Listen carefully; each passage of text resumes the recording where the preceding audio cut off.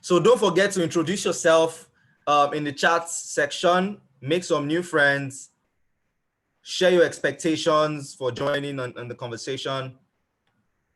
Let other people across Nigeria know what you're experiencing. Tell us where you're listening in from.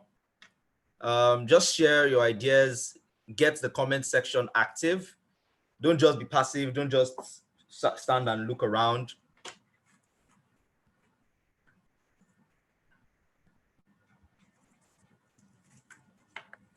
All right, we're going to have another exciting time today. I promise you that. So we are live on YouTube. All right, so I'm going to share my screen and then we can start recording. All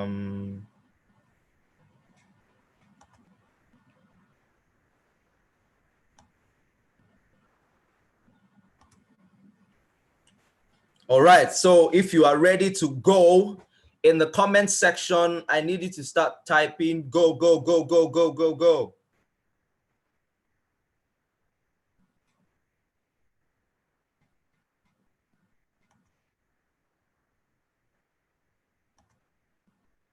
All right. So where we go. Welcome once again today to the Venture Matrix for the Future of Africa onboarding series. Today we are discussing series 3, the case. And what the case actually talks about is trying to convince stakeholders about why this is the right time to revisit this conversation about the role of young people in the future of Africa. So today we'll be breaking down the concepts in series 3, the case. Now, it's a little technical because it's a lot of economics, it's a lot of strategy, it's a lot of just like we're defining the economic case, right? Like, how does this actually play out? What makes this of any economic value in this whole proposition, right? In series 1, we understood the purpose of this project, which is to change the narrative about the role of young people in the future of Africa. In series 2, we discussed about the alternative logic, right, on how this would apply when we told the stories of, so we just kind of like put the spotlight on that environment, discussing the 8 stages of development, understanding the whole growth cycle, the growth and development cycle of that community and how it directly relates to our national and continental economies, right? So today, just like the way we define business cases for businesses, that is how we'll be defining the economic case for the venture in this episode, right? So let's get right into it. So if you're ready to go, let me see in the chat section. Just tell me go, go, go, go, go. Yes, Emmanuel said the article got him thinking. Yes, that is all this is supposed to do. So in the comment section, keep it lively, give me more energy, keep it active in the channel, in the comment section, share your ideas, tell us where you are calling in from so that we can recognize you and give you proper twale. All right, so let's jump right into the article, right? It's serious business, so no time to joke around today. The Venture Matrix for the Future of Africa, Series 3, the case. Sorry, I have to leave WhatsApp now. Yeah, let me jump right into that. Okay, I know what I wanted to open. Okay, so the Venture Matrix for the Future of Africa, Series 3, the case. Start reading now. So my passion has always been born out of complexities and my internal drive to explore them. Reflecting now, I can see how I was born out of complexities that define how I've grown into who I am today and who I'm becoming. I happen to be a Christian by faith, but I was christened by the Muslim name Sadiq at birth, which I later found out in 2017 had its descent as being Hebrew. The situation around my birth was so complex that either the mother or the child would have to lose a claim to life. But out of that complexity came me, Batel, the fiery-eyed owl. I also didn't lose my mom. So grateful.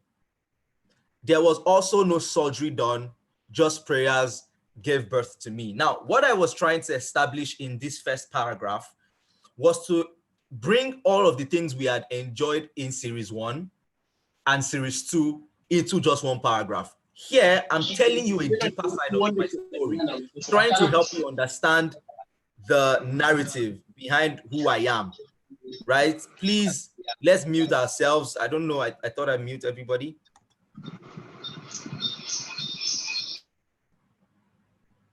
Yes, sorry about that. So as I was saying, I was bringing to the fore all the things we had learned in series 1 and series 2 right into one paragraph, where we're narrating stories and trying to understand how we need to embrace our individuality, right? And remember that we are unique people. As individuals, we are unique people. Collectively, we are also unique people. So that is what I was trying to establish here. And I was also trying to establish the diversity with my perspective, right? I happen to be Christian by faith, but I have a Muslim name, right? At my birth, yes, so I'm going to tell this story. It's not out there, so I'm just going to share it. At my birth, my mom had a complication with my birth, right? I think I was turned upside down during the pregnancy. So it's a very complicated issue, right? Where you can either the child can be lost or the mother can be lost. It's a very dire situation, right? So my mom said the doctor told her that they had to do a surgery, right? And it was a 50-50 chance, right? But my dad was a new convert, right? It was Muslim. My mom was an Anglican Christian. And then he made a promise to God, right? That if the child and the wife should survive this experience, he's going to serve him forever, right? My dad is actually a pastor. So my dad is actually a pastor in the Redeemed Christian Church of God.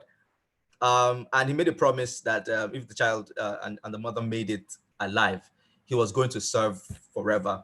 But funny enough, I made it. Of course, I'm here. My mom made it also. Amazing, in good condition, in good health. But then my dad told me that he was inspired to give me a Muslim name.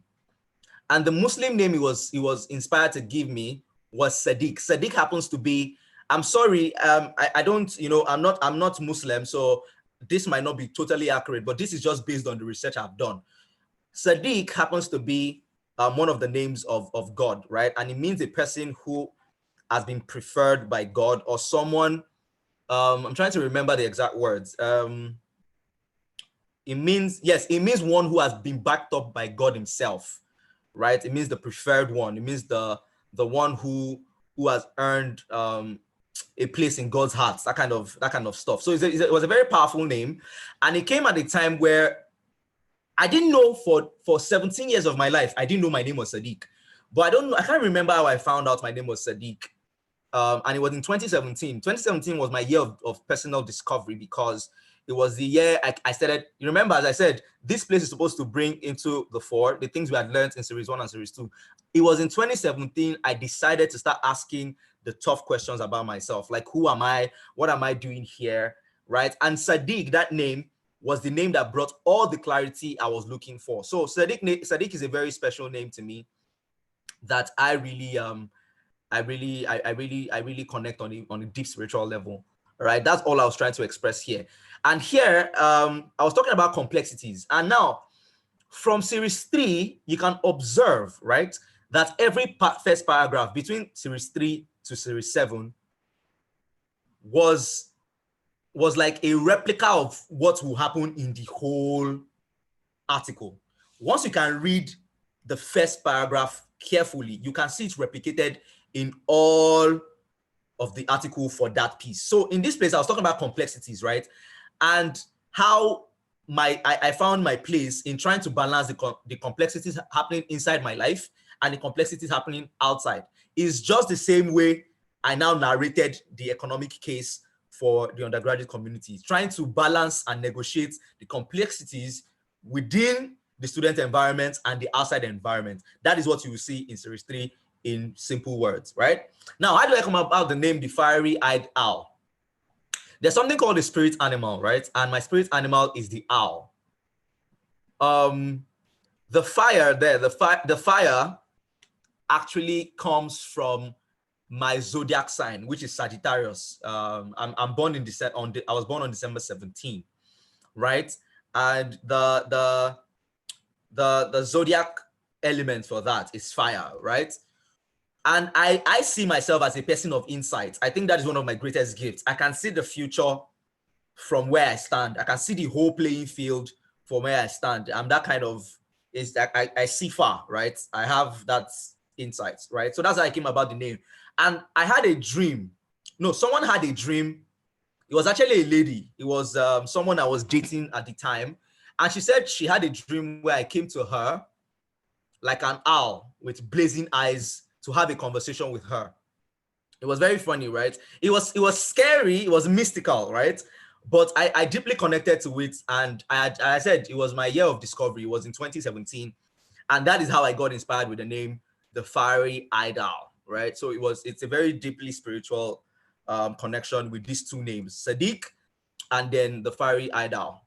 So let's jump back into the article.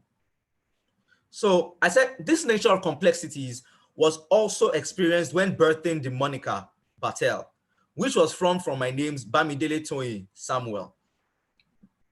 I formed that name at a time in secondary school, Federal Government College, Ijanikin, Lagos, where the internal complexity of identity and external complexity of the culture to have a moniker as a senior student was the case, or is being called a Gbolox, a slacker. Now, this moniker evolved into a brand in the university where I sought to explore the internal complexity of the desires discussed in Series 1 and the external environment of the university discussed in Series 2. So I had to once again explore the journey of establishing a balance between my internal complexities and the external complexities that fueled my passion for deliberate and concerted action through Series 3. So what I'm saying here is I also bring you closer to why I'm called Batel, right? So I attended one of the most interesting secondary schools in Nigeria. It's Federal Government College, Ijanikin, Lagos. I feel very privileged to have gone to that school because it brought me it made me intersect with different classes of people: the rich, the not so rich, the almost rich, the good, the bad, the ugly. It was just a combination of interesting individuals, and everybody got room to express themselves. There was a culture that defined the school, right? And one of the cultures then was that when you're a senior boy, you need to have a nickname, as what it was called. That's what it's called, a moniker, right? Like a nickname.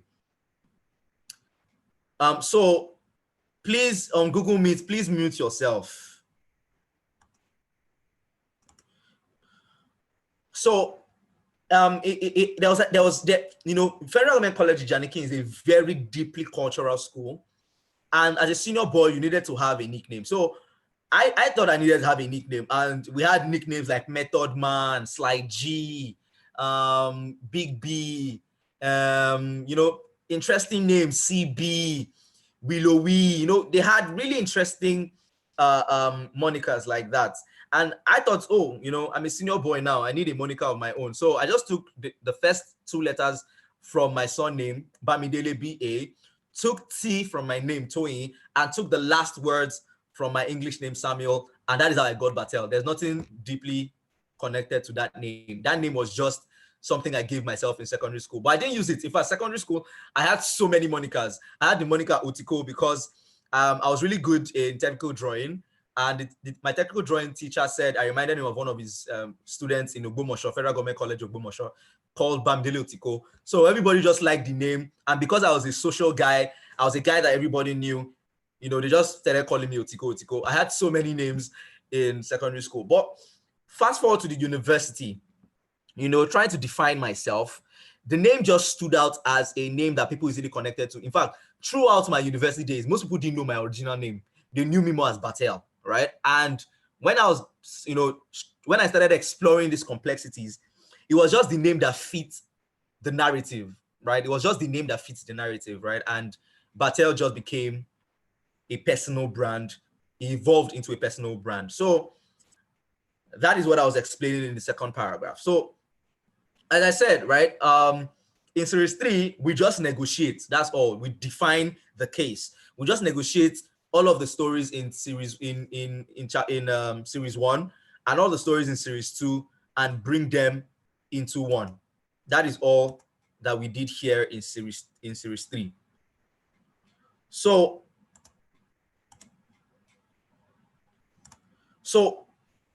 series 3 seeks to explore the concept of creating an enabling environment as part of the 8 stages of development discussed in series 2.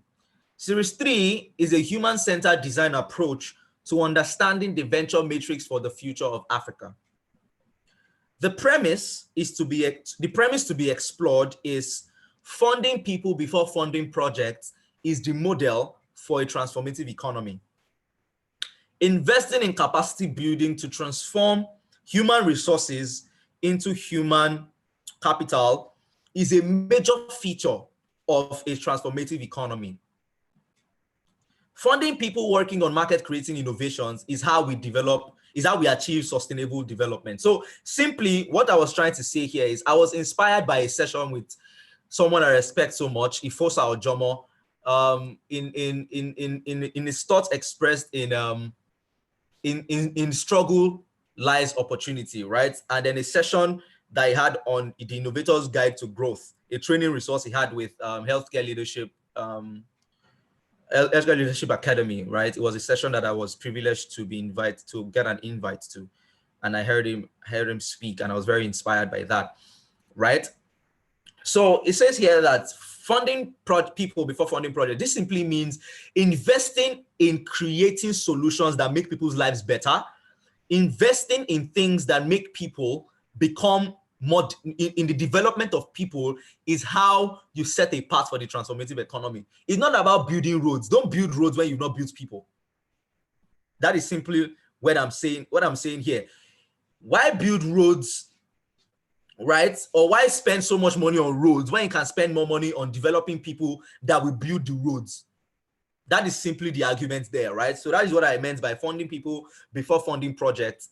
I didn't say we should not fund projects anymore. No. I'm saying there's a pressing issue in human development, in solving social issues, in radicalizing the dysfunction within our society beyond building roads and all of that. So I'm saying fund people, build projects, fund initiatives that make people's lives better, that gives them access, right, to the things that make them more established than just taking on massive projects that nobody ends up using, that nobody ends up using actually. All right, that's what I was saying in that paragraph, right? So back into the article. It has become common business and economic. So now we start to define the case, right? It has become common business and economic banter to believe that the problem with Nigeria / Africa is that we have more consumers than producers, and that is rather inaccurate. So most people think that the problem with Africa is that we don't have people who are producing, we don't have innovators, but that's not true. The issue is that people can innovate, people want to innovate, but there is no market for it. So let's continue. We have more consumers. Sorry, the cliche that is inaccurate is that people think we have more consumers than producers, and that is inaccurate. The actual problem stems from the opportunity gap. There's a gap between the consumer and non-consumer class that defines the current state of the economic potential that we possess, but haven't harnessed. So what I'm simply saying here is that the major issue is that we have what we call non-consumers, and then we have consumers, and the gap between them is so wide that it makes the cost of innovation really high.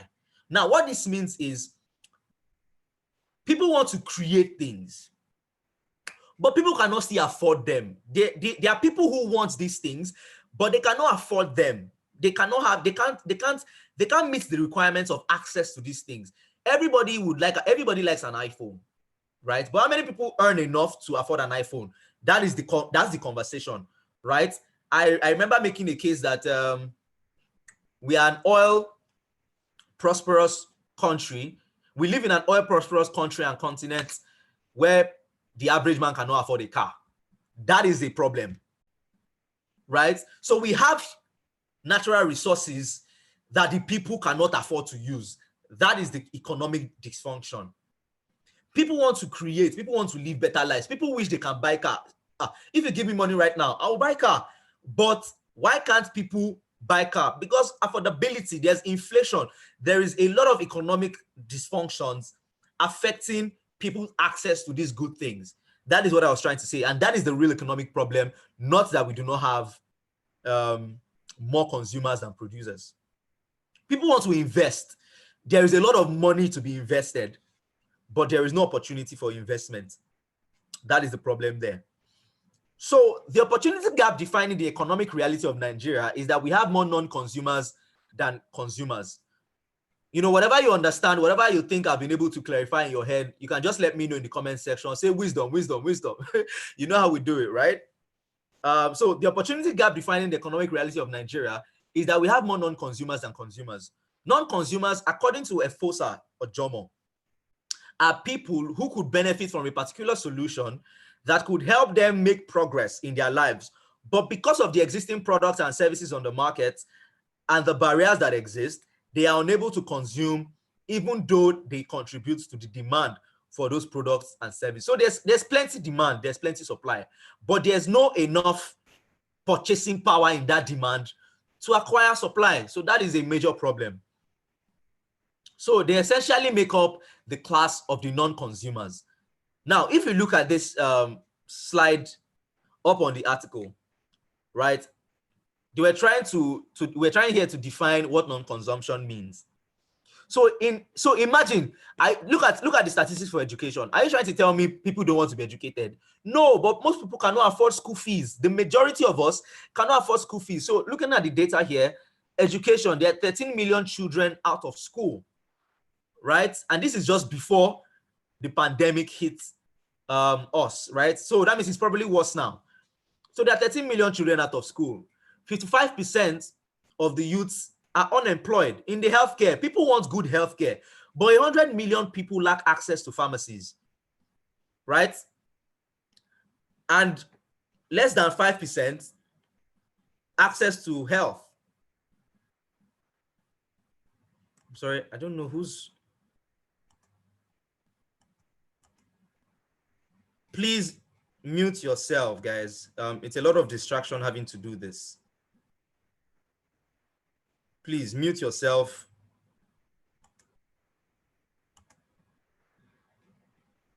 All right, sorry about that. Let me get right to it. So a lot of people want healthcare, but they don't have access.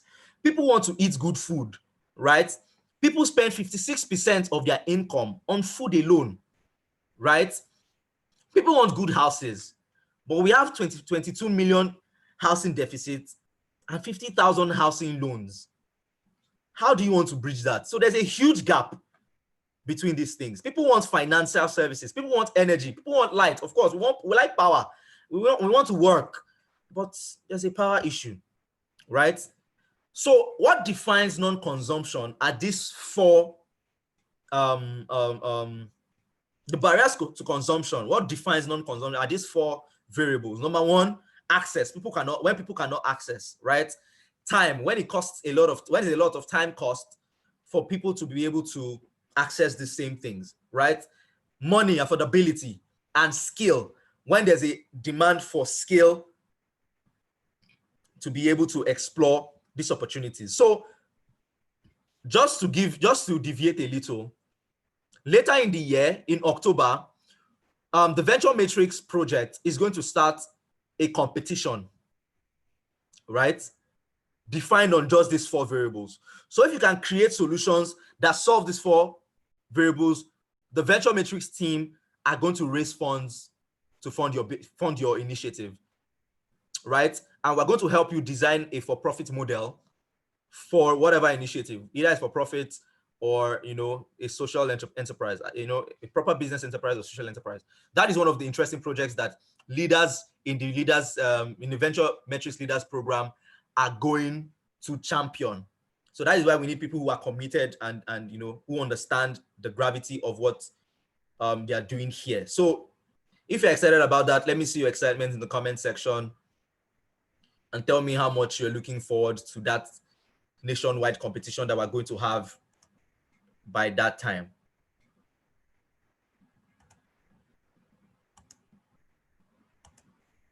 All right, so let's jump right into the article. So even when people seek to innovate, build and produce, there is no market for their business case because the people they are building for either cannot afford it or access it, owing to them being in the non-consumer class. Nigeria or Africa is undoubtedly one of the most promising emerging markets. And that's what I call Nigeria. It's just an emerging market.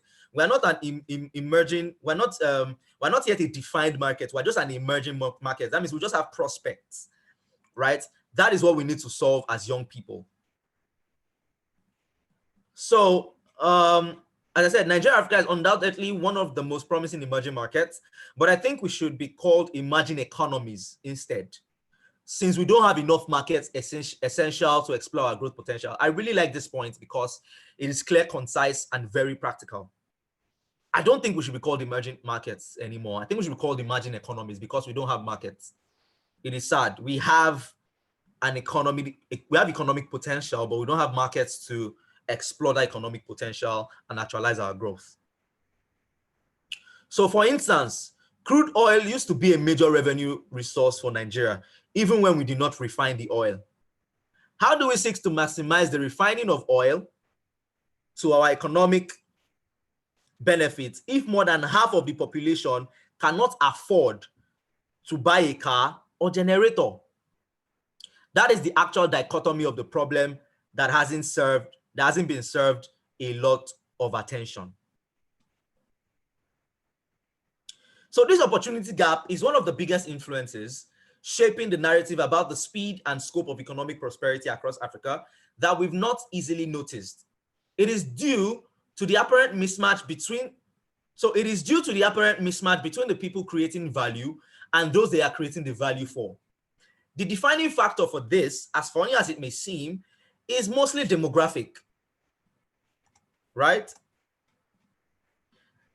Is mostly demographic. The age and social strata of innovations leading some of the biggest and fastest growing companies and initiatives are in their mid to late 20s or early 30s to mid 30s, compared to places like the US, where they are in their late teens to mid 20s. To better spell this out, they were in the university. So let me give you, so what I was trying to explain here is that the major issue now with bridging that gap in Africa, and I'm specifically talking about Africa and Nigeria, right, is that there is a social divide between the innovators and those that they are innovating for. We have the young people creating the Paystacks, the Andelas, doing great work, right? But that is not attending to all of the gap that exists. There is a bigger gap that exists between young people in the university and then the people in their local environments, the old mamas, So looking at the fintech industry, it only happens to be that more than 97% of the fintech market is still not included. It's not, so in fact, MasterCard says that, please forgive me if it's not accurate, but I'm just using that as a referential so you can get the idea. I think MasterCard, right, says that it accounts for 1% of the 3%. I don't know if it's MasterCard or InterSwitch. It accounts for the payments of 1% of that market, leaving 97% that are not included in the fintech space. So who is creating for those people? It should be the young people in the universities who have most direct contacts for them. The young guys in FUTA creating fintech solutions for the mama, for the older people in Akure, forget Lagos and the rest, right? That is what I'm talking about here. So that is what I was trying to achieve by bringing in the Maslow's hierarchy of needs. Most of us, so I was saying in the US, most of their innovators, the Mark Zuckerbergs, the Bill Gates, they started innovating solutions right from the university. But as I said, their own context is different from here. The economic realities are different from here. That is why I'm saying that for us, the difference has to be that we are creating for our local context. So most of ours are post-university or post-working class segments compared to other economies that we are trying to model. So this is a tab. This is a little graphic representation of Maslow's hierarchy of needs, right? What I was trying to express here is that this single table, I'm not going to spend much time on this because I'm also going to be working on another publication that just on this concept alone, right? With a friend, we're going to be publishing on this concept alone because apparently it has deeper economic relevance than just being on this. So we're gonna have a proper publication on this very soon. You know, trying to bridge the gap between the hierarchy of needs and then the social innovators or the innovation cost of economies. So we're going to work on that together. It's going to be an exciting project. So what I was trying to explain by putting this here is this, that the cost of innovation gets higher, right, based on your level on the hierarchy your innovation cost is dependent on the level you are in the hierarchy of needs. For example, the need for if you have high psychological needs, your cost on innovation gets higher. And this is why. Imagine you are fresh out of the university, you don't have work, right? You don't have you are looking for needs of a family, clothing and reproduction. When you are innovating to only solve your belly problems. You are thinking of things that would directly affect your stomach. But if you're in the university, right, you have access to hostel, you're not paying rent, you're not paying all of those bills. You can innovate for the real cause of innovating.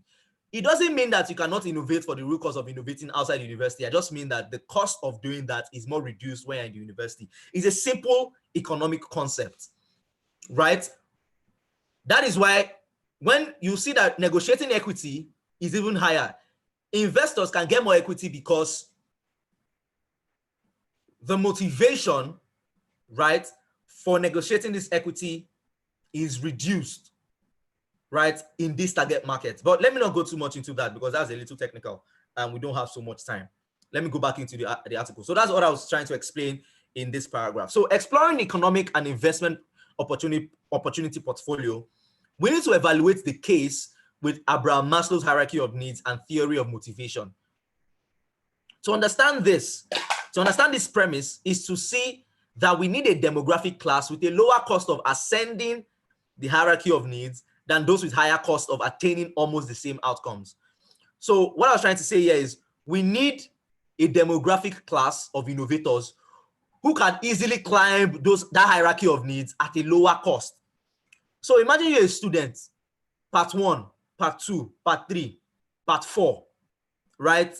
You don't have to really, I know there are people who struggle in university, they fund themselves, yeah, but that's just, they still fall within this category, right? Compared to them finishing school and having to work, having to tend to a family. It's easier for you in the university to ascend the hierarchy of needs, right?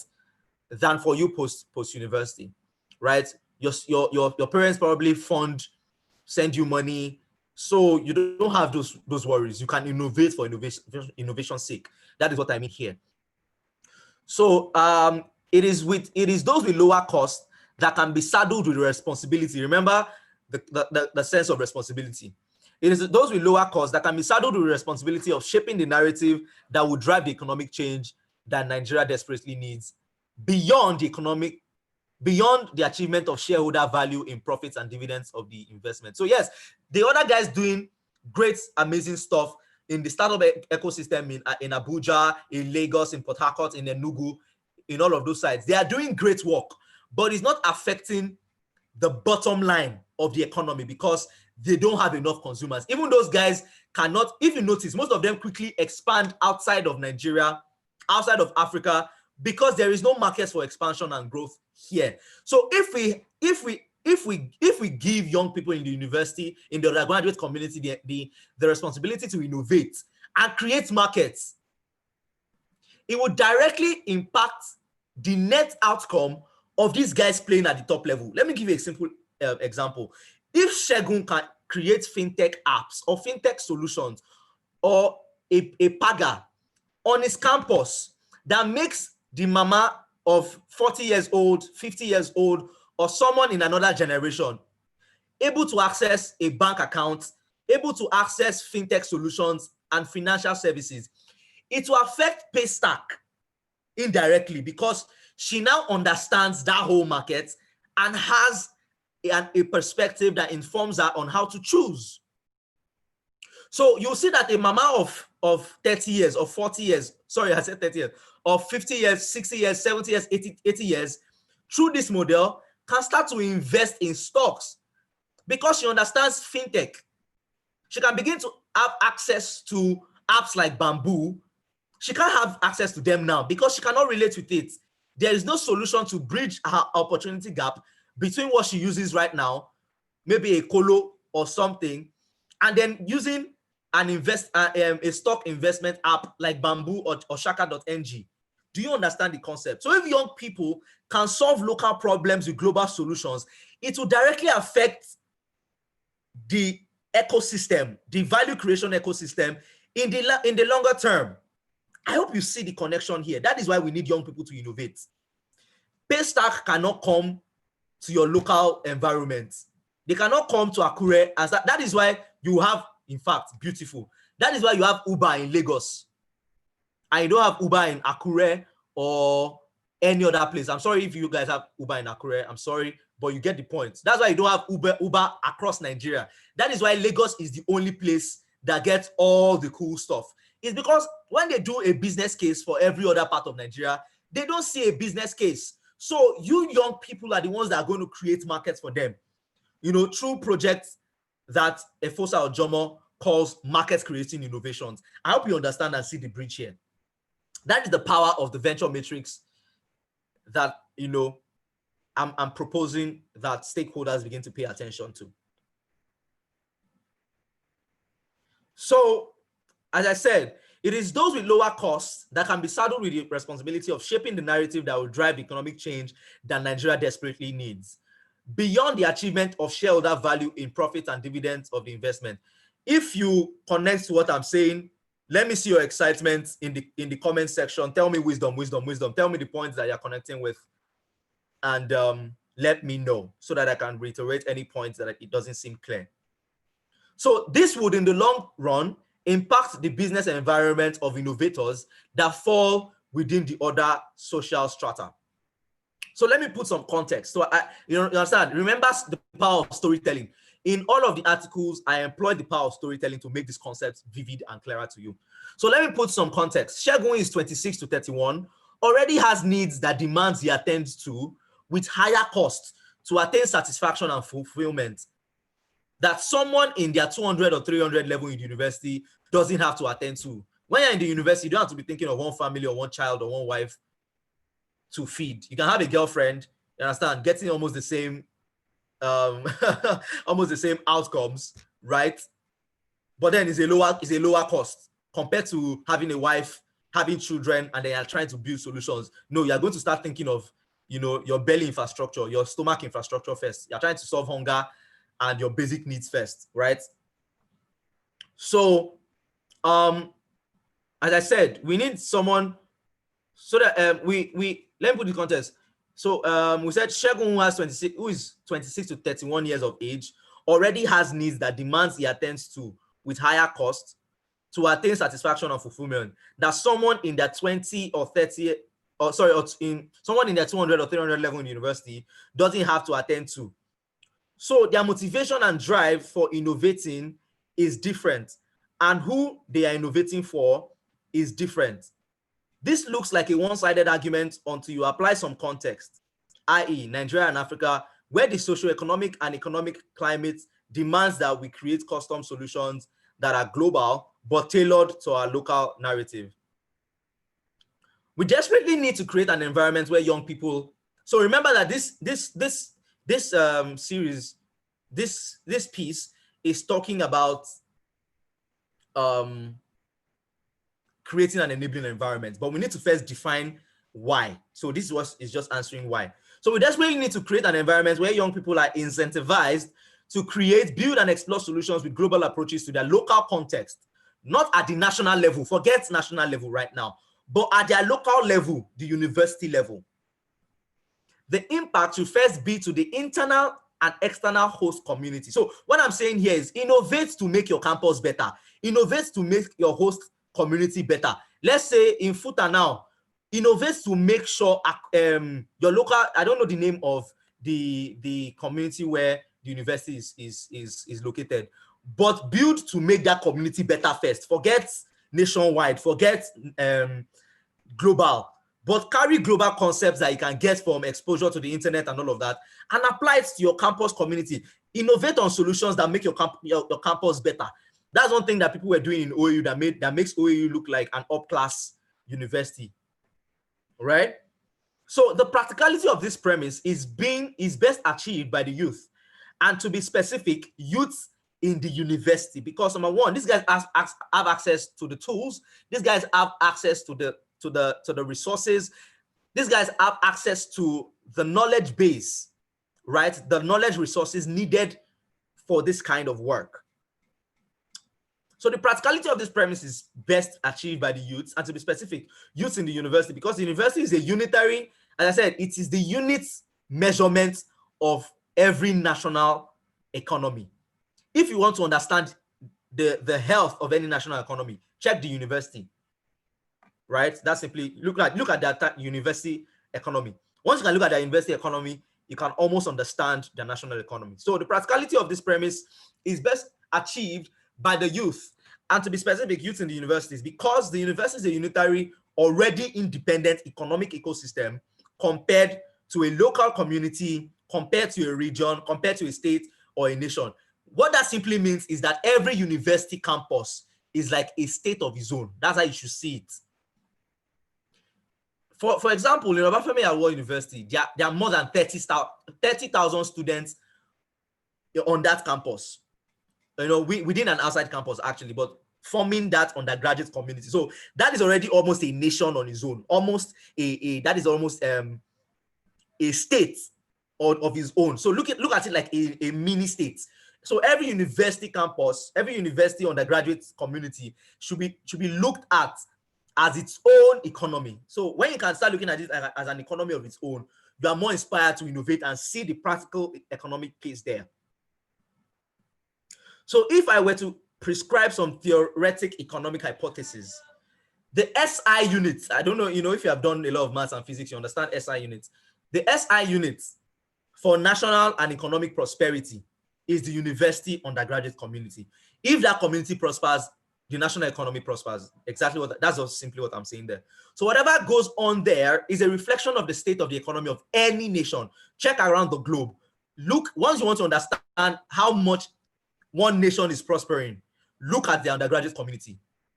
If the undergraduate community is prospering, the nation prospers. It's as simple as that. So let's analyze a case using the stages of development discussed in series 2 to evaluate this proposition as it applies to the relationship between Stanford University, Silicon Valley, which is the enabling environment of some sort, or a contributor to the enabling environment, and California's economy, and then its impact on the economy of the United States. I came across a post by Fidel Albert and readdressed some points, which I'll be addressing below to explore this premise. So I was doing my research. I came across a post that deeply connected to what I was trying to express. And I just, rewrote the concept based on this context. So California is the 6th largest economy in the world with a sizable amount of offshore oil, just like us here in Nigeria. You understand? Or just like, any case. So its economy is larger than that of France or Brazil and that of over 50 combined African countries' economies. Can you imagine? Just one state in the US. It is a state in the United States of America. California generates much of its revenue, not even from oil, but from non-oil products. It found a way to absorb and domesticate much of the intellectual outputs from its premier university, Stanford University, which directly and indirectly led to the development of Silicon Valley, which is host to companies like Apple, eBay, Cisco, Lockheed, Hewlett-Packard, HP, Google, Netflix, Facebook, Oracle, and Tesla. These are multi-billion-dollar companies that are in the technology industry aspect of its economy. So that's just one aspect of its economy, the tech economy, the tech value creation economy of that space. With technologies and inventions developed from Stanford University and built into giant enterprises. These are asides accounting for other segments of its economic portfolio, such as entertainment, driven by Hollywood and the Big Eight. So the Big Eight are 20th Century Fox, Columbia Pictures, Metro Goldwyn Mayer, MGM, Paramount Pictures, RKO Radio Pictures, United Artists, Universal Studios, and Warner Bros. Right? Those are the Big Eight. Right? Contributing 70% of the $504 billion that make up the entertainment generated revenue to the US GDP, just from one state. It also has an agricultural segment of its economic portfolio, boasting of more than 77,000 farms and ranches, generating about another $55 billion in yearly revenue. So all of the statistics used here is statistics from 2014. I purposely chose not to even use the statistics of today's date because I want to show you how far these things have been, how sustainable this framework I'm proposing is, because it has been tested in some way in places like America. Observing the ecosystems of developed and developing economies like the US or the UK, the economy, business, and lifestyle of cities and states are developed around the support system of the university undergraduate communities everywhere. Oxford, Harvard, those are the things, those undergraduate communities are the things defining their society. They're the ones defining the economic outlook of their nation. Right? Examples include Cambridge. So I listed here, right? Little economies and then their communities, undergraduate economies and then their communities. So examples include Cambridge and Cambridge University, Massachusetts and Harvard University, and also Columbia University and New York, also with MIT, right? Recently, 3 students in Sweden conducted research and came up with a product that could improve wear and tear on tires. The product became so successful that Volvo had to partner with these students to patent the product. Most of the world-class products we buy today off the shelf at great cost were invented by university students. That is the model we need here in Africa. That's what we need here in Nigeria. So let's read on.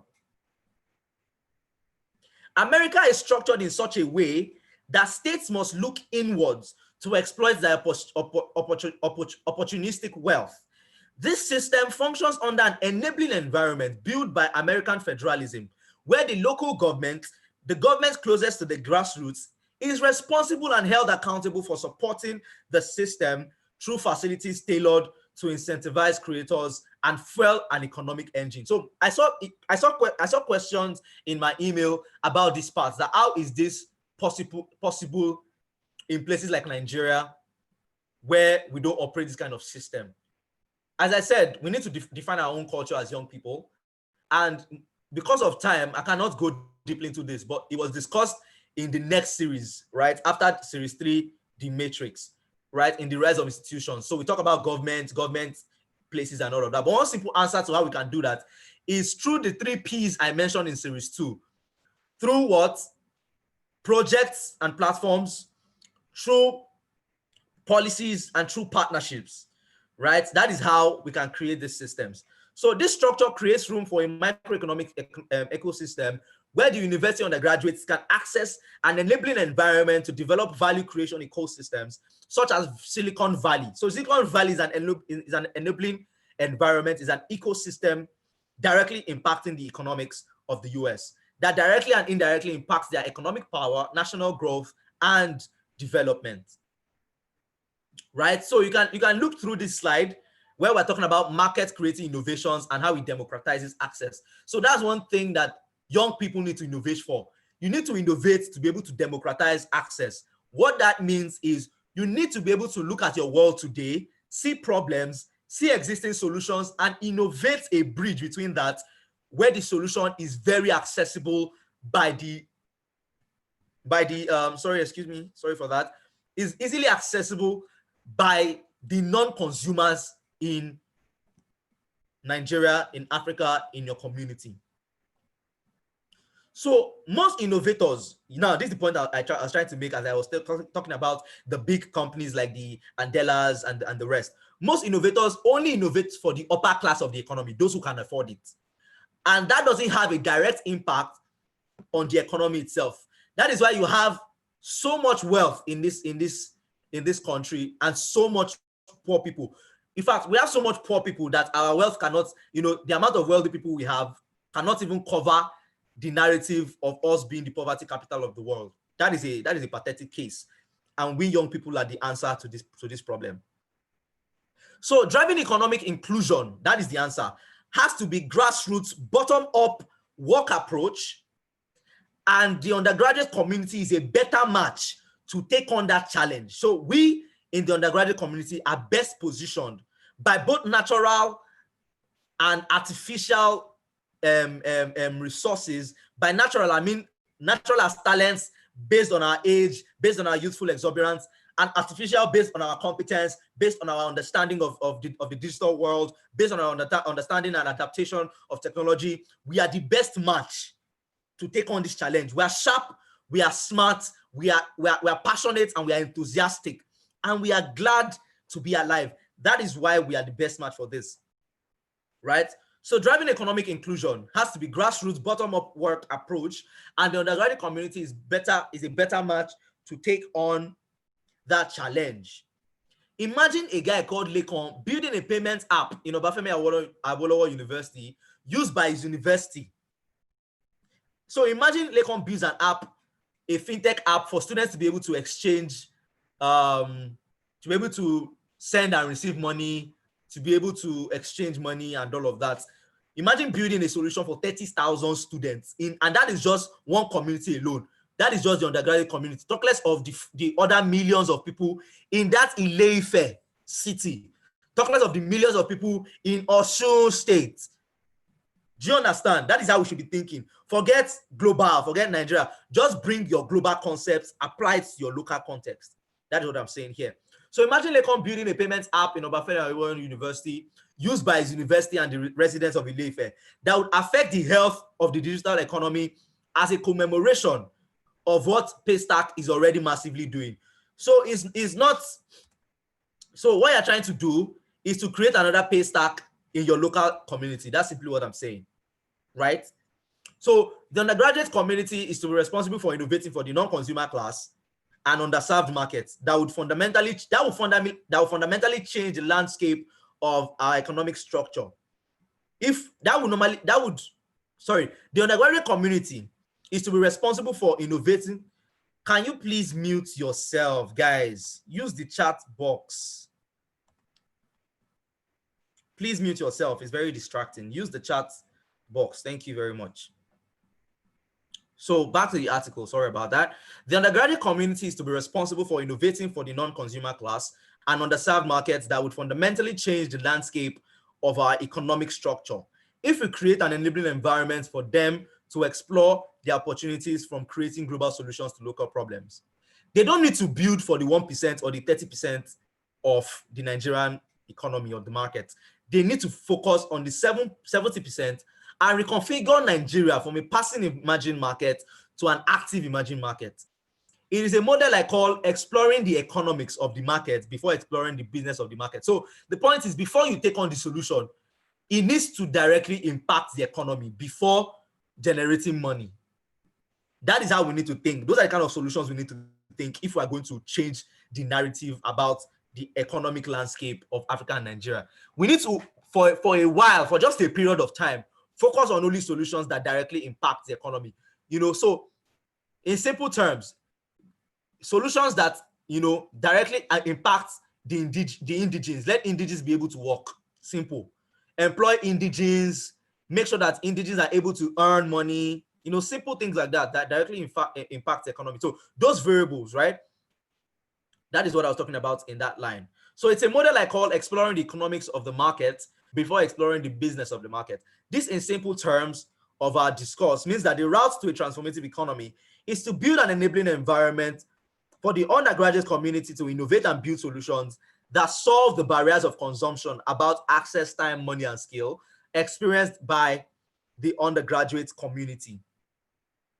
Oh, sorry about that. This, in simple terms of our discourse, means that the route to a transformative economy is to build an enabling environment for the undergraduate community to innovate and build solutions that solve the barriers of consumption about access, time, money, and skill experienced by the underserved markets, or non-consumers as we call them. In Bangladesh, a billionaire called Muhammad Yunus is adopting this framework, this same approach to solving the economics of the market before exploring the business of the market. So he's a billionaire. He can easily build businesses, but he's doing a project there where he's giving loans, right, to small businesses, right, and then actively participating on building their business. So he's not empowering the people of So he's not empowering the people of the lower economic class to build products. So you should Google him, Muhammad Yunus. He's not empowering the people of the lower economic class to build products for the world like Facebook, Amazon, or Tesla, but he's empowering them to build products that make the life of the average person they see and interact with every day better. Because he knows that once people can have a sense of living in a better reality, the cost of innovating for global competitiveness would drastically reduce. So we are not Bangladesh, but this model is what I propose for Nigeria and Africa at large. So I said here that this is the best time to read The Prosperity Paradox by Clayton M. Christensen, Professor Clayton M. Christensen, Karen Dillon, and then Ifosa or Jomo. So instead of copy and paste like we usually do, we should cut, change the format, change the font, and then paste on a new sheet, because we know good artists copy, but great artists steal. It is time we start thinking and acting like great artists.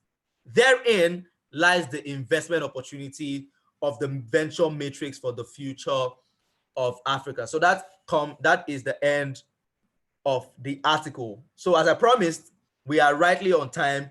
This is 5 o'clock. So please don't leave yet. We'll still have some conversations because we still have 15 minutes on the session, right? But then I think I would go to the comment section and then respond to your comments since we have more time. But then this is the end of today's session, the case. If you enjoyed today's session, if you've been impacted, please let me know in the comment section. Write wisdom, share your points, right? And then we'll just have a few conversations and then we can round up. Thank you so much for joining in on the conversation. It was great sharing these ideas with you. Cheers.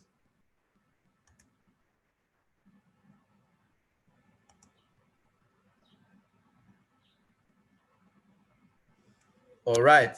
Okay, awesome. So our group picture. Thank you so much. So as I promised, right? We have over we have over 300 people currently in the Venture Metrics Leaders Program, but we have observed that not everyone has been active. And if you've been following the session so far, you will see how practical this is and how much work we need to do. Jenly, can you please mute yourself? Please mute yourself. Thank you very much. So, yes, so as I was saying, right, I said, so there's a lot of work to be done and we need people who are active, right? So, as I promised, I'm going to be sharing the link right now, right? Others, yes, for people who have to leave for another meeting, that is fine. You can access the recording. What I'm just about to discuss are the same things that I've shared already, right? Where I'm going to be opening the application portal again, and between today and the weekend, those who have been deemed inactive would be removed from the program. And once you are removed from the program, you cannot apply anymore. You can join in on the sessions, you can listen in, but you cannot apply to be part of the program anymore, right? So I'm going to be sharing the link right now. Everyone here, please copy the link. If you applied, of course, you have the link already. So you can easily copy the link, share with your friends that you think need to join this program, share with the smart leaders, share with the smart guys and ladies who you think can grasp this concept and easily execute it in their school when we start. You know, as we discussed in the phases of this project, after this onboarding series that ends on Monday, the next weekend or a time I will let known to you, we'll start inviting stakeholders to discuss these ideas, and they will be the ones giving us tools. We'll talk to people in government and say, how can we as young leaders influence policy that creates enabling environments for us within our universities so that we can create solutions? After we have that for a while, we are going to do a policy campaign where we're going to do a petition for 25,000 undergraduates to sign a petition to the federal government that we need enabling environments within the university campuses. Then after that, I'm going to also be launching my book that period. So anybody who wants to join in on the campaign, who wants to make some money, you can reach out. Those within the program will be able to access the books, right, and be able to sell and make money. That is how I'm thinking, you know, markets creating innovation, right? So through the books, you can make sales. That's one of the benefits of being in the program.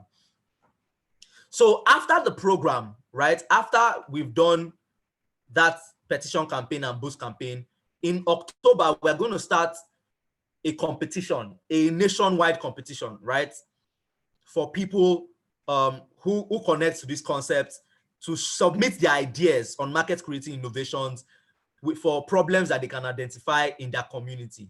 Those guys are going to get funded. But more interestingly, the people who pass, you know, so nationwide, anybody can apply. It's just that people in the Ventures Matrix program, the leaders cannot participate because they have plenty other work to do, right? But don't worry, they have other benefits. But so leaders in the program are the ones to drive the campaign in their campuses. So if a leader in the Venture Matrix program or FUTA, you and other guys that are leaders from FUTA will form a Venture Matrix committee and drive the conversation on in their campuses, right? So people from their campuses who come through that campaign will be funded. But so after that session, we'll now have a grand finale in November, right?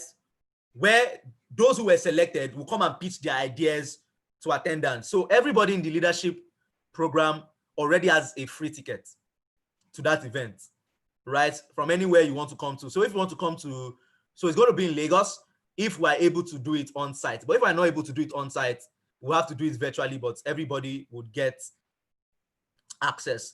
Another benefit of being on the leaders program is in that event, you'll be meeting the stakeholders you are going to be meeting. You'll be meeting them in person, one-on-one. So you're also going to be giving free access to invite maybe 1 or 2 people on your accounts, because it's an exclusive event only by invitation. So every leader in that program is going to be invited, is going to get an invite, and they can bring one person along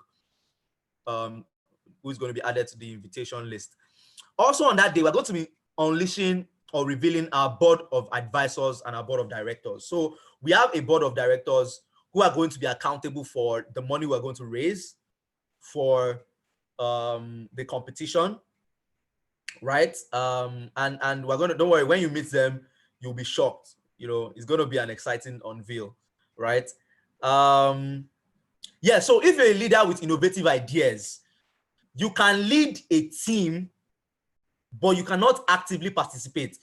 Don't worry, when it comes to that time, all the information will be let known to you. But trust me, you have more benefits being in the leaders program, aside just being on the competition, right? Even me, I have ideas, innovative ideas I want to do, right? So I'm going to form my own team also to participate in the program. But of course, I'm not going to be a judge of my own idea. That's going to be silly, right? Anyways, as I was saying, so after the grand unveiling in November, and we select the teams who meets the criteria for funding, they are now going to form our first cohort in a 1-year program. So in that 1-year program, the first 6 months will be used to train them based on the ideas they submit. And then the other 6 months will be used to build the ideas and fund them and help them launch. So that is the whole program. So leaders are the ones that are going to drive all of this campaign. So we need people who are active, people who are smart, people who are sharp, people who believe in this, people who share the same passion as I do on this program. We don't need people who are just inactive and, just there, as figureheads. If you are not going to participate, please, you are going to be evicted from the program. No hard feelings. We're just about serious business. So I'm going to share, the link is already open. People can start reapplying. I'm going to share the link now. I've shared it now on Zoom. I'm going to share it on Google Meet. So you can start sharing with your friends across campuses in Nigeria. Right? So that's the link. You can start sharing with your friends across universities in Nigeria. They can start applying. It will be open between now and the weekend, at least before so we're going to start reviewing applications.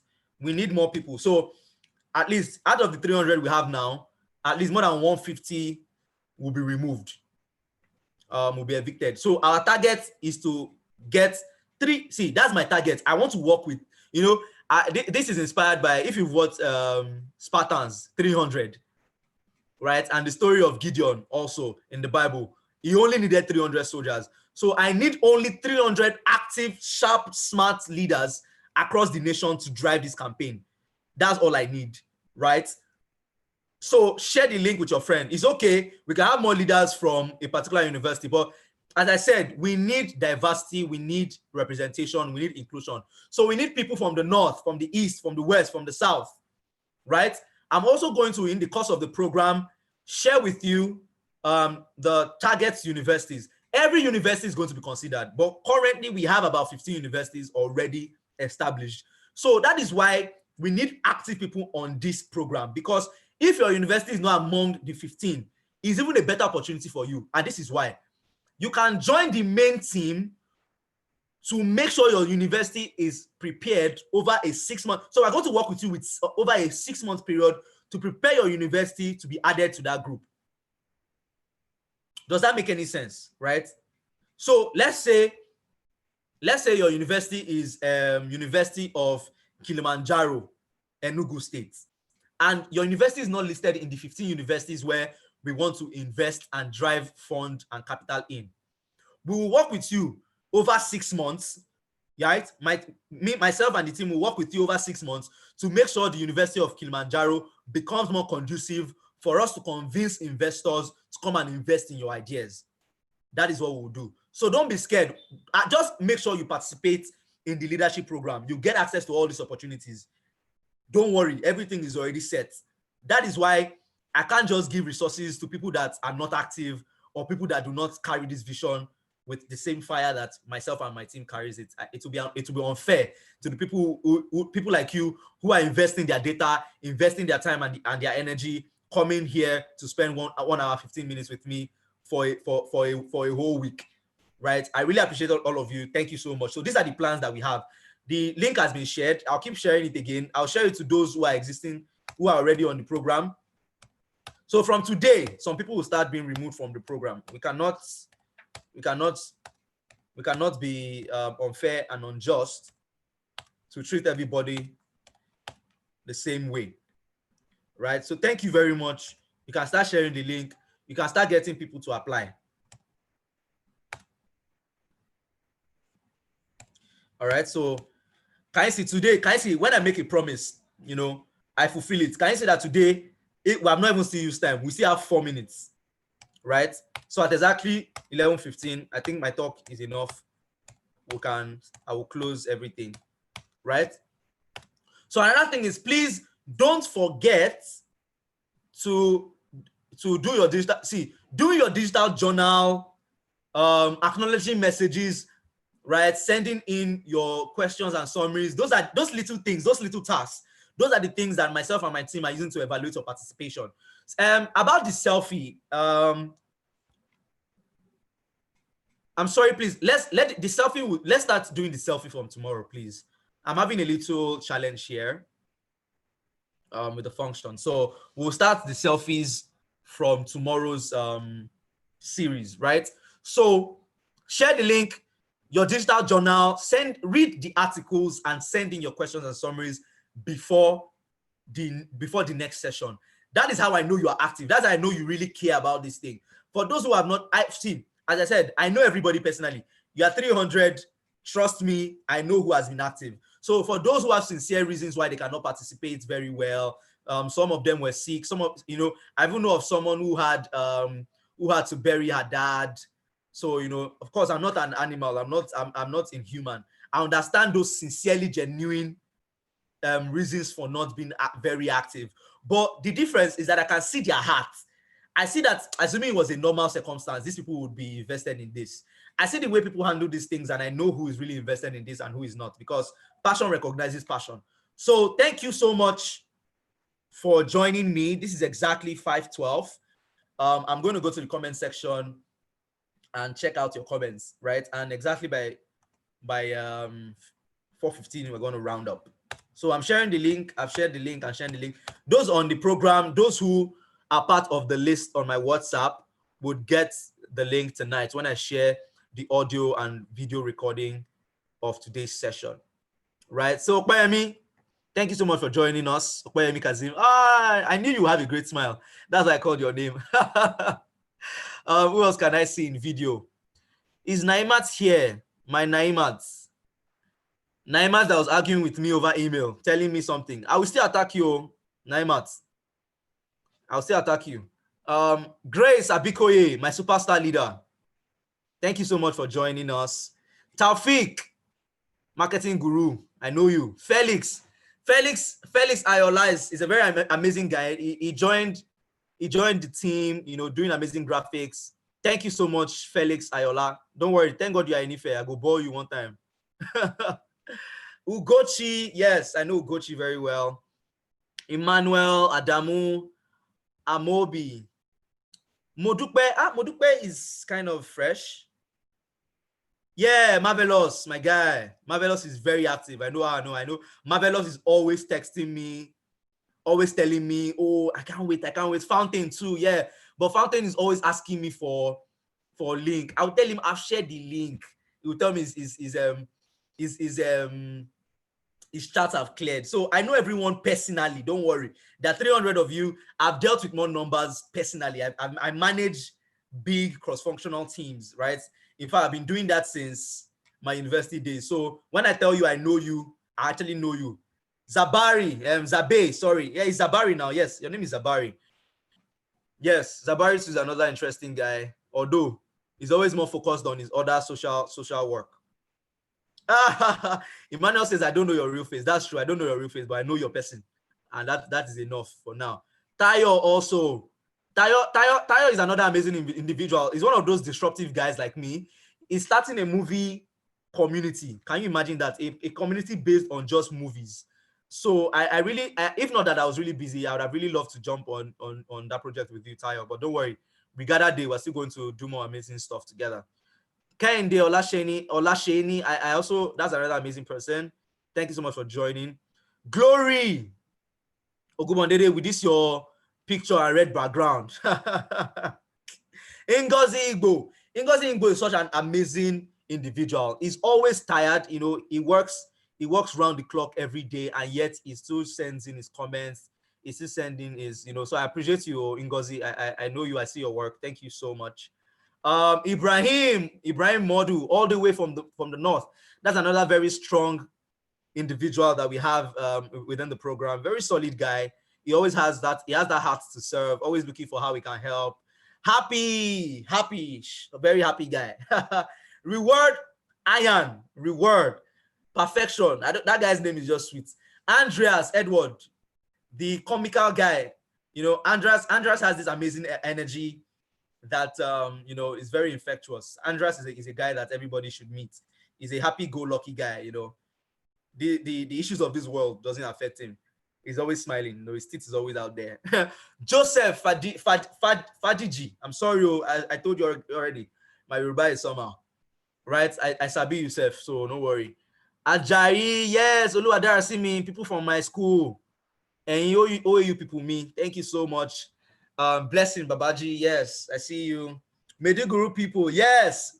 Thank you. Adamu is promising me that Meduguri people will be driven economically after this program. I promise you, Nami and you, Adamu Muhammad, yes, we're going to drive that change in that community. Paul Olamide, I see you. I see you on the streets, but you're still joining us. Thank you so much. Right, so it is already 5:17. You can start leaving. As I said, I know my people. I know everyone. I know my people. Right, don't worry. So those who participate actively between now and the third phase, that is the phase where we start the petition. Right, we're going to open a national group, so you can now meet everybody personally.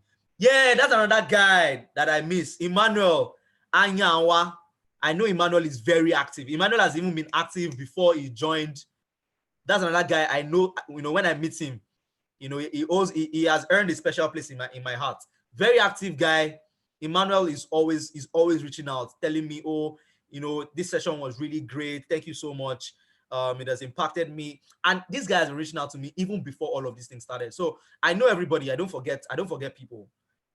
You know, I don't forget people at all. I don't. My memory might not be very sharp, but I know what needs to be known. Ayomide, I'm so sorry. Oh, yeah. Ayomide Lasaki, yeah. My new party, my OAU people. Don't worry, we go ball. Don't worry.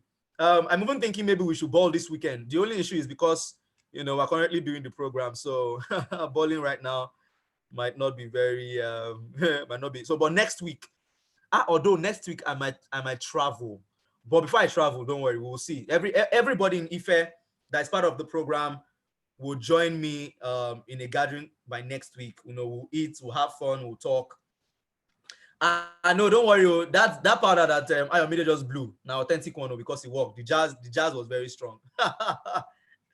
Well done. Thank you so much, guys. So please don't forget your digital journal. Send in your questions and your summaries a day before. Share the flyers, right? Invite friends. That is how I know you are active. That is how I know that you understand the core purpose and value of this program. So thank you so much for joining in, right? Do have a great day.